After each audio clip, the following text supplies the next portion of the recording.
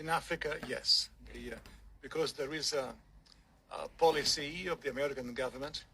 It's called the Kissinger Report, which was produced in the mid-70s when Henry Kissinger was involved with the government.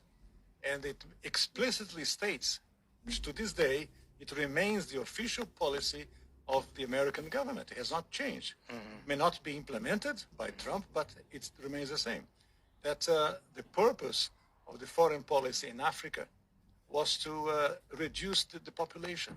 So to give aid to countries in Africa, not clean water and schooling and things like that, but contraception and abortion, in order to shrink the population of Africa, because they have great mineral resources there.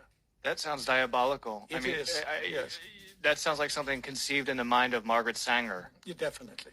And so at the time, Kissinger and those involved with the Carter administration wanted to shrink the population, make sure that the Africans do not develop and do not use the resources for themselves, because we in the States, we need them. There is a concerted effort of foreign powers to control the population of Africa.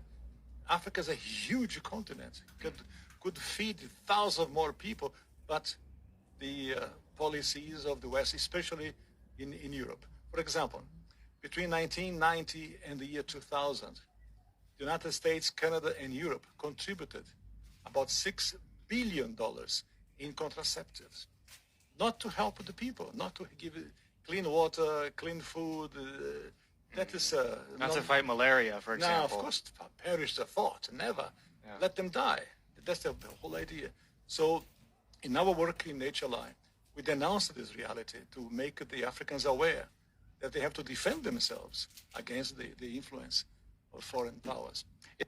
To those of you who are always too quick to say Africans need to move on from their past, they need to move on from what the colonizers did to them, what are you going to say about this now? You know, this is how cruel these people are towards Africans. They are trying to play God over Africans. You know, they are doing everything within their power to prevent Africans from using their own natural resources on themselves. And you tell me that Africans should move on. How can they move on if what they were doing in the past, they are still doing it now? And worst of it, some of our leaders are aware of some of these things, and they are doing nothing to protect their people from these people. So this is really sad.